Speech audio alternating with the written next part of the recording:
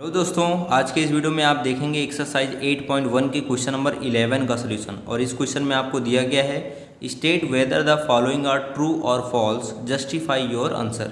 यहाँ पर जो स्टेटमेंट दिए गए हैं वो ट्रू हैं या फॉल्स हैं आपको बताना है और साथ साथ अपने आंसर को जस्टिफाई करना है। ठीक है, और इसमें पहला पार्ट आपको दिया गया है the value of tan a is always less than 1। क्या tan a की वैल्यू हमेशा 1 से छोटी होती है? तो बिल्कुल गलत है, क्योंकि जस्ट इसके पहले जो क्वेश्चन नंबर 10 आपने सॉल्व किया था उसमें आपने देखा था कि tan p की वैल्यू हमें मिली थी 12/5 और 12/5 ये 2 से बड़ा नंबर है, 2 से बड़ा नंबर है। तो यहाँ पर हम p की जगह पर a भी रख सकते हैं, मतलब tan a की वैल्यू हमेशा 1 से छोटी नहीं होगी, हमें tan की वैल्यू 1 से बड़ी भी मिल सकती है। ठीक है, ये हमारा स्टेटमेंट जो दिया गया है पहला वाला ये फॉल्स है। रीज़न क्या होगा? आप लिख सकते हो कि जो tan a की वैल्यू होती है वो -इनफाइनाइट से +इनफाइनाइट के बीच में लाई करती है। ठीक है, तो आप लिखोगे the value of tan a lie between the value of tan a lie between -infinite to +infinite. ठीक है, lie between -infinite to +infinite. अब देखते हैं पार्ट 2, और पार्ट 2 में आपको दिया गया है sec a equals to 12/5 for some values of angle a। यहाँ पर एंगल a की कुछ वैल्यूज के लिए क्या sec a की वैल्यू 12/5 हो सकती है? तो ये बिल्कुल सही है। ठीक है, क्योंकि sec की वैल्यू हमेशा 1 से बड़ी होती है। समझ में आ रहा है? sec की वैल्यू हमेशा 1 से बड़ी होती है, तो एंगल a के कुछ वैल्यू के लिए यहाँ पर sec a आपको 12/5 मिल सकता है। तो यहाँ पर आपका आंसर ट्रू होगा। रीज़न आपको लिखना है तो यहाँ पे लिखोगे बिकॉज, ठीक है, the value of sec a is always greater than 1। Because the value of sec a, the value of sec a is always greater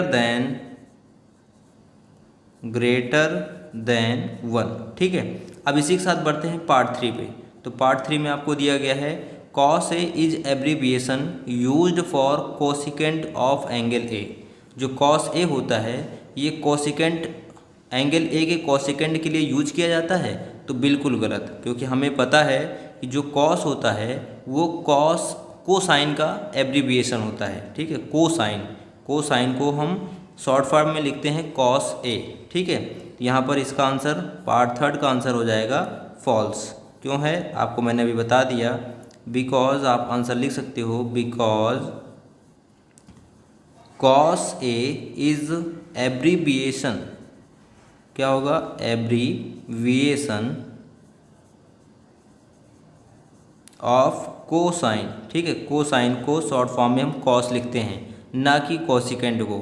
ये हो गया पार्ट 3 का आंसर। अब इसी के साथ हम करेंगे पार्ट 4 का सलूशन, और पार्ट 4 में आपको दिया गया है cot a is the product of cot and a। बिल्कुल नहीं, इंट्रोडक्शन वीडियो में ही आपको बता दिया गया था कि जो यहाँ पर रेशियो लिखे जाते हैं, जैसे अगर आपको sin a लिखा गया है तो यहाँ पर sin और a को मल्टीप्लाई नहीं किया गया है। ये जस्ट क्या बताता है कि एंगल a का हमने साइन फाइंड किया है। समझ में आ रहा है? Sine of angle a।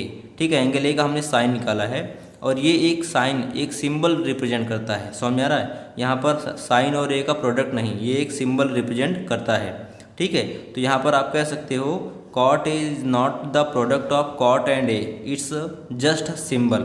ठीक है, यहाँ पर पार्ट 5 में आपको दिया गया है कि sin theta equals to 4/3 for some angle theta. क्या कुछ एंगल थीटा की वैल्यू के लिए sin थीटा 4/3 हो सकता है? पहली बात तो यहाँ पर आपको दिया गया है sin थीटा इक्वल्स टू 4/3। अगर इसको सिंप्लीफाई करते हैं तो 3 × 1 = 3, 1 होल 1/3 आपको आंसर मिलेगा। मतलब ये जो वैल्यू 4/3 दी गई है ये 1 से बड़ी है। और sin थीटा की वैल्यू -1 से +1 के बीच ही लाई करती है, -1 से +1 के बीच, और ये वैल्यू 1 से बड़ी है। मतलब इसका जो 5th स्टेटमेंट है ये फॉल्स है। आप लिख देना आंसर में because the value of sin theta lie between -1 to +1। समझ में आ गया? ये हो गया पांचों पार्ट का सलूशन। अगर आपको वीडियो पसंद आया, वीडियो को लाइक कर दीजिएगा। चैनल सब्सक्राइब नहीं किया, सब्सक्राइब करके बेल आइकन जरूर प्रेस कर दीजिएगा। मिलते हैं नेक्स्ट वीडियो में, तब तक के लिए बाय बाय, टेक केयर।